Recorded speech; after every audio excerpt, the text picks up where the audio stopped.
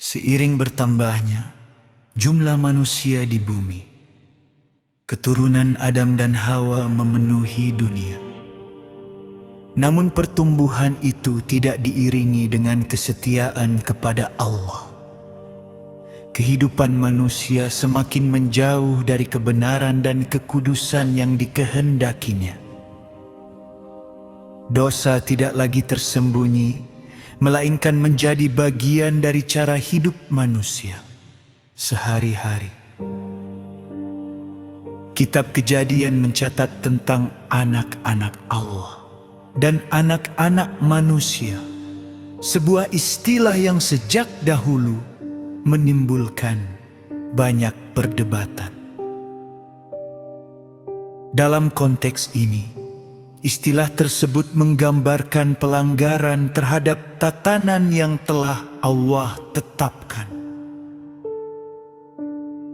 Manusia tidak lagi hidup dalam batas-batas kehendaknya, melainkan dikuasai oleh keinginan daging, kekerasan, dan kesombongan. Allah melihat bahwa kejahatan manusia semakin besar di bumi. Segala kecenderungan hati dan pikiran manusia terus-menerus tertuju kepada kejahatan. Mereka hidup bukan menurut kehendak roh, melainkan menurut hawa nafsu. Karena itu Allah menyatakan bahwa rohnya tidak akan tinggal selamanya dalam diri manusia. Umur manusia pun dibatasi sebagai tanda bahwa kehidupan telah menyimpang dari maksud semula. Pada masa itu, bumi dipenuhi kekerasan, manusia tidak menghormati Allah maupun sesamanya. Dunia menjadi gelap secara rohani. Allah yang menciptakan manusia dengan kasih melihat ciptaannya rusak oleh dosa. Hatinya pedih dan ia menyesal telah menjadikan manusia di bumi. Maka Allah memutuskan untuk mendatangkan penghakiman sebagai tanggapan terhadap kejahatan yang merajalela. Namun di tengah generasi yang rusak itu, masih ada satu orang yang hidup berbeda. Namanya Nuh. Ia adalah seorang yang benar dan tidak bercela di antara orang-orang sezamannya. Nuh hidup bergaul dengan Allah dan tidak mengikuti jalan dunia. Karena kesetiaannya, Allah memilih Nuh sebagai alat keselamatan bagi generasinya. Allah berfirman kepada Nuh bahwa ia akan mendatangkan air bah untuk memusnahkan bumi yang telah dipenuhi kekerasan. Allah memerintahkan Nuh untuk membangun sebuah bahtera sebagai sarana keselamatan bagi dirinya dan keluarganya. Nuh menaati firman Allah tanpa membantah. Ia melakukan segala sesuatu tepat seperti yang diperintahkan.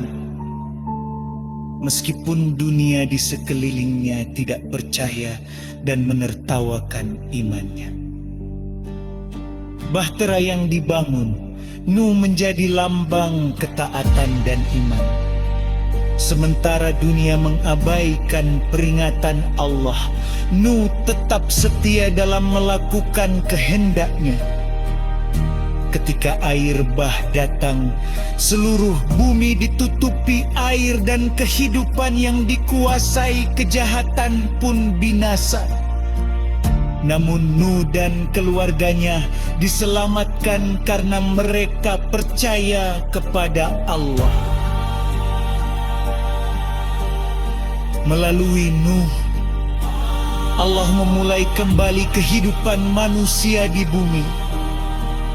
Dari satu orang yang taat Allah menunjukkan bahwa Ia selalu menyediakan jalan keselamatan. Penghakiman bukanlah tujuan akhir Allah.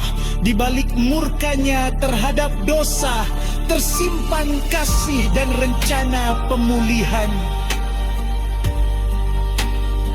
Kisah air bah bukan hanya tentang kehancuran, tetapi juga tentang harapan Allah tidak meninggalkan manusia. Ia tetap setia pada rencananya. Dari keturunan Nuh, Allah melanjutkan karya penyelamatannya, menyiapkan jalan bagi pemulihan yang lebih besar. Hingga pada waktunya Ia akan mengutus sang penebus, bukan untuk menghukum dunia, melainkan untuk menyelamatkannya. Menyingkap bagaimana kejahatan manusia menjalar di bumi, sehingga Allah membawa penghakiman melalui air bah. Di tengah kerusakan itu, kesetiaan Nuh menjadi contoh nyata ketaatan dan iman.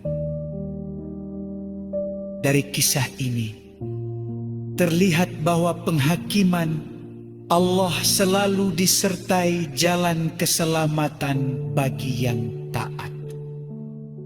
Allah tidak meninggalkan ciptaannya, melainkan menyediakan pemulihan dan rencana keselamatan.